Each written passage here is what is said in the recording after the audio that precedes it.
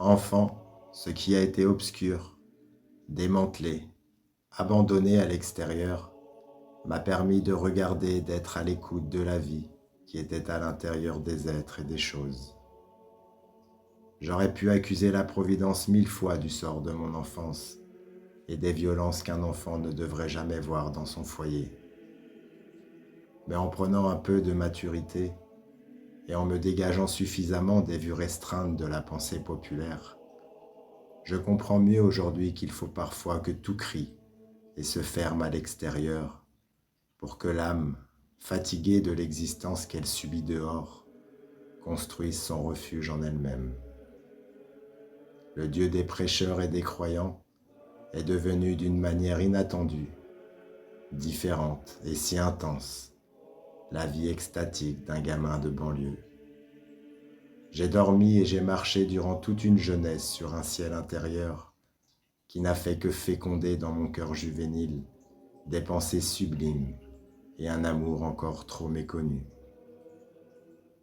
Quelle étrange parole de la part d'un peintre, pensez-vous?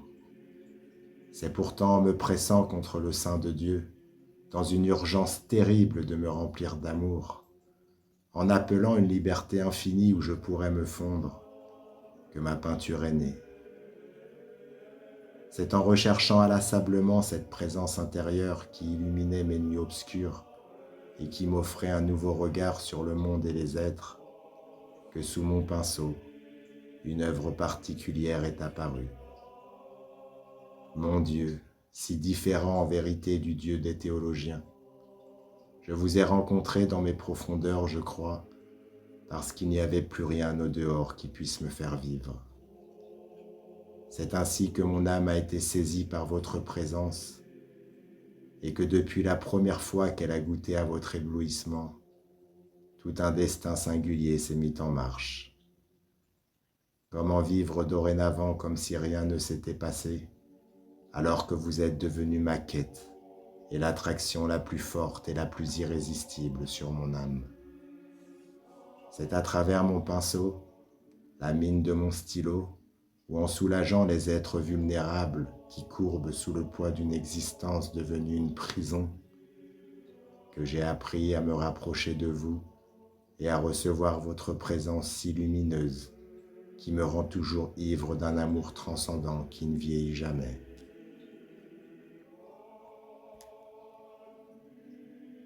L'œuvre de Marjane n'attire pas l'œil du visiteur à la manière dont une œuvre artistique nous attire. Elle est simple comme un enfant, profonde comme un cénobite. Elle n'est pas de l'art, c'est de la vie. Sa place n'est pas exclusivement en vérité dans les hauts lieux culturels.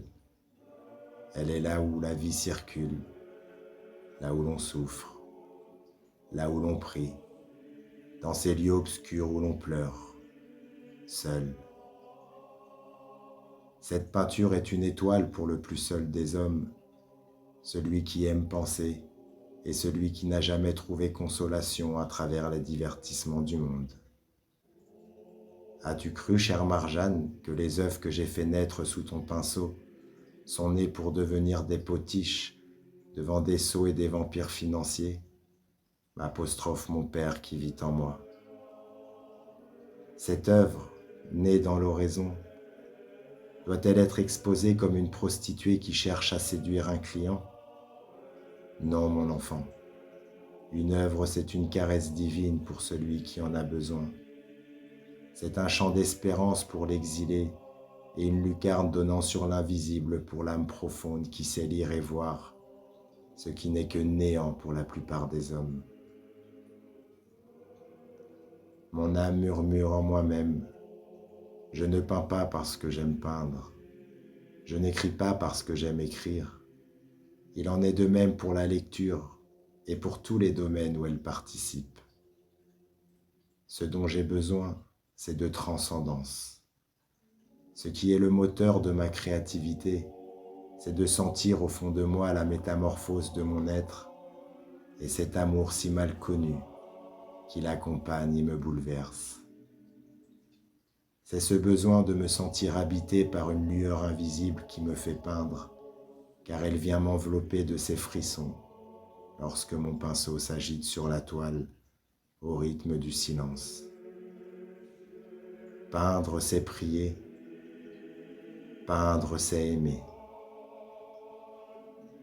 Si l'acte de peindre ne m'emmenait pas au bord de l'infini pour découvrir un autre visage de Dieu, cela resterait plat et sans aucun attrait. Si peindre n'était pas l'espérance de ma propre métamorphose pour se rapprocher de Dieu et de toucher l'infini, alors la vie du peintre Marjane serait fade, incolore, et serait une longue nuit sans passion. Ce n'est pas une exposition de peinture que l'on vient voir ici, avec tous les rituels qui gravitent autour d'elle. Non, c'est une plongée, une découverte au cœur de l'expérience humaine. C'est une confession de ce qui se vit en soi et que personne ne peut appréhender de l'extérieur. Cette dimension intime qui se raconte à travers un pinceau n'est pas faite exclusivement pour les amateurs d'art. Elle doit interpeller et savoir se livrer à l'homme qui cherche son chemin, autant qu'à celui qui souffre et qui a besoin de s'explorer. Venir se recueillir et méditer devant une œuvre est toujours une opportunité de grandir et de rencontrer les parties de soi dont on n'a pas conscience.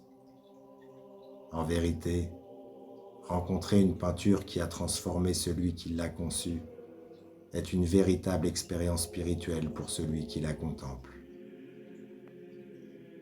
Affectueusement, Marjane.